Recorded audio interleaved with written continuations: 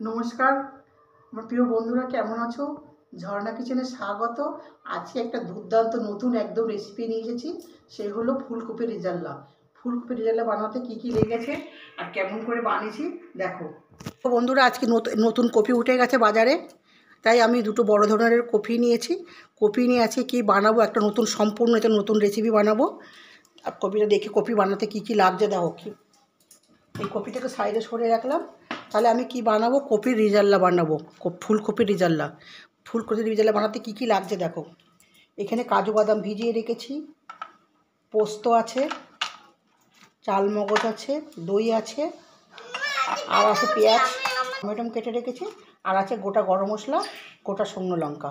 তাহলে আর তারপরে পেঁয়াজ বাটা আছে। আর রান্নার সময় দেখিয়ে দেবো কি কি লাগবে ফুলকপির সম্পূর্ণ একটা নতুন রেসিপি বানাতে, রেজাল্লা।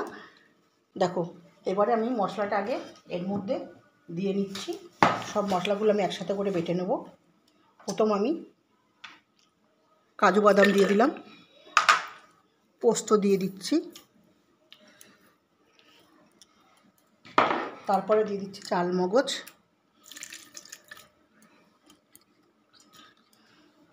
এর মধ্যে দিয়ে দেবো দইটা। সব একসাথে করে বেটে নিচ্ছে, তাহলে সুন্দর ভালো বাটা হবে। বেটে নিচ্ছে দেখো। এতে গামলির মধ্যে জল রেখেছি। এই জলের মধ্যে আমি কপিটাকে পিস পিস করে, ফুলটাকে একটু বড় বড় করে কেটে নেব, কারণ রেজাল্লা বানাতে গেলে পিসটা বড় বড়ই লাগবে। এইভাবে ডান্ডিগুলো কেটে ফেলে দেবো, দিয়ে জলের মধ্যে আমি নিয়ে নিচ্ছি। এই দেখো, এই করে করে কেটে নিলাম। আমার কাটা রেডি হয়ে গেছে। এবার এর মধ্যে একটু কিছুটা নুন দিয়ে আমি একটু ভাপিয়ে নিচ্ছি।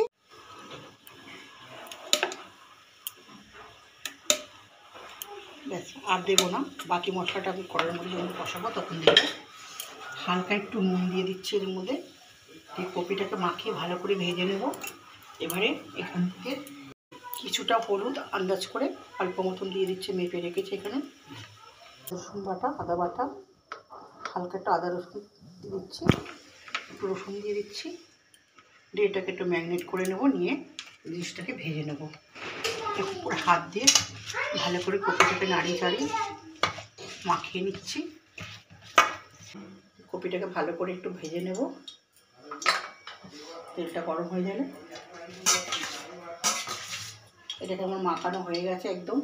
দেখো, এবার কপিটাকে লাল লাল করে ভেজে নেব। এই দেখো, এবারে কপিগুলো লাল লাল করে ভেজে নিচ্ছি।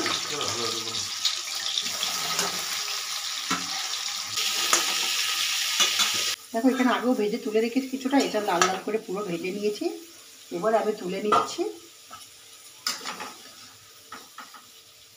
এইভাবে তুলে নিচ্ছি। দেখো,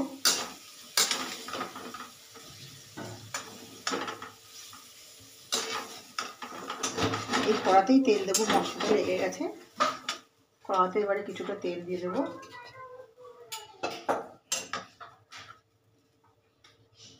অল্প করে দিচ্ছি, কারণ কপিটা ভাজা তেল দিয়ে অনেকটাই।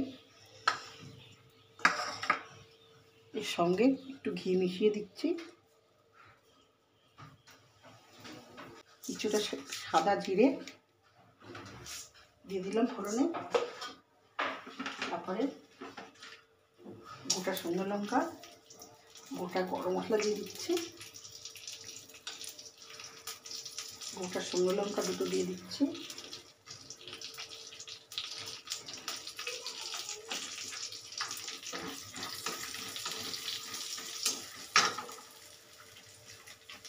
এবারে দিয়ে দিচ্ছি টমেটো কুচি,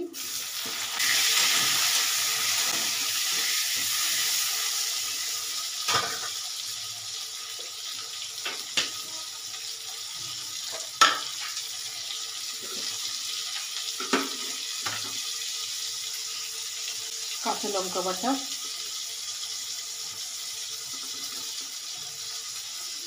আদা বাটা,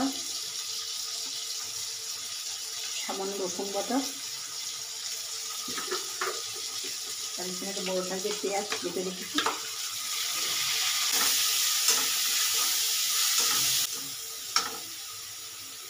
স্বাদ মতন নুন,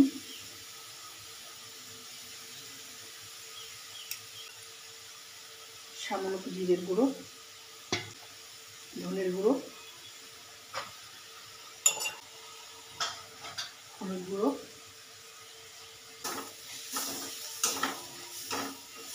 জল দিয়ে দিচ্ছি দইয়ের বাটিতে, সে মশলাটা না ভালো দেবে। মশলাটাকে ভালো করে এবারে কষিয়ে নেব।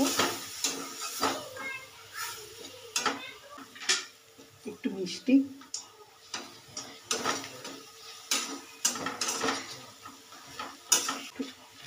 সামান্য একটু লাল লঙ্কার গুঁড়ো।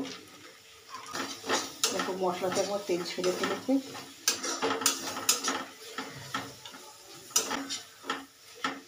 এবারে আমি দিয়ে দেবো এখানে যাতে বাটার চিকেন দিয়ে দিচ্ছি সবটাই।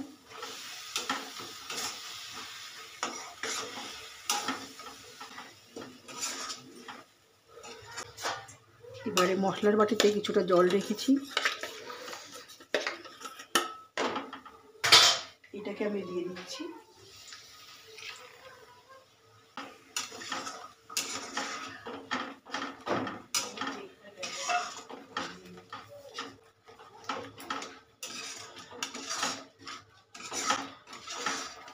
হয়ে গেল আমার কষানো। এবারে কপি ভাজাগুলো আমি দিয়ে দিচ্ছি এর মধ্যে।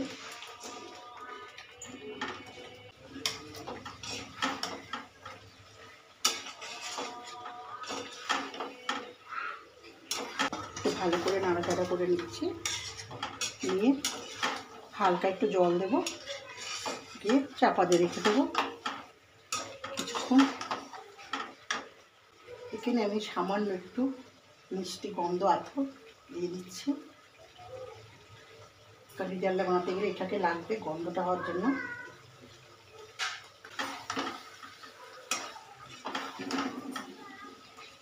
আমি এই মশলার বাটিতে জল রেখেছি, কপিটা ভেজে রেখেছিলাম, সেই বাটিতে আমি জল রেখে দিয়েছি।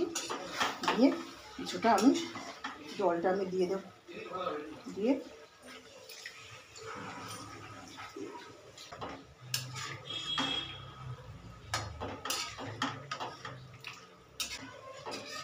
তাহলে বন্ধুরা বাড়িতে চটপট বানিয়ে ফেলো কপির রেজালা। এই যে 5 থেকে 7 মিনিট পরে আবার আসছি আমি।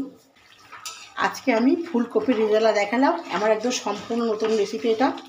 জানি না আগে কখনো হয়েছে করেছে নাকি কেউ, কিন্তু আমার রান্নাঘরে আমি ফুলকপির রেজালা বানিয়ে দেখালাম। কিন্তু দেখেছো কী কী লেগেছে, একদম সহজ পদ্ধতিতে ফুলকপির রেজালা বানালাম। অন্য গরম মশলা অল্প একটু দিয়ে দিচ্ছি ওপর থেকে, আর সামান্য দিয়ে দেবো একটু ঘি অল্প করে, ব্যাস ফাটাফাটি টেস্ট হয়ে গেল ঘিটা পড়ে। এবারে আমি নামিয়ে নিচ্ছি, আর তেমনি খেতেও হয়েছে দারুণ, একদম ভাতের সঙ্গে, রুটির সাথে, পরোটার সাথে, লুচির সাথে। এবারে আমি নামিয়ে নিচ্ছি।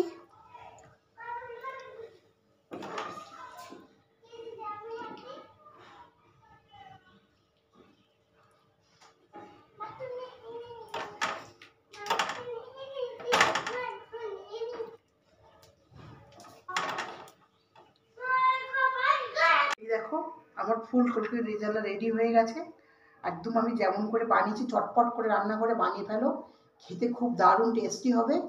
আর যদি খেতে ভালো লাগে করে অবশ্যই বানিয়ে খাবে। যদি খেয়ে ভালো লাগে তাহলে আমাকে একটা সাবস্ক্রাইব করবে, একটু লাইক দেবে, কমেন্ট করবে, আর আমার ভিডিওটা অনুরোধ রইল দেখার।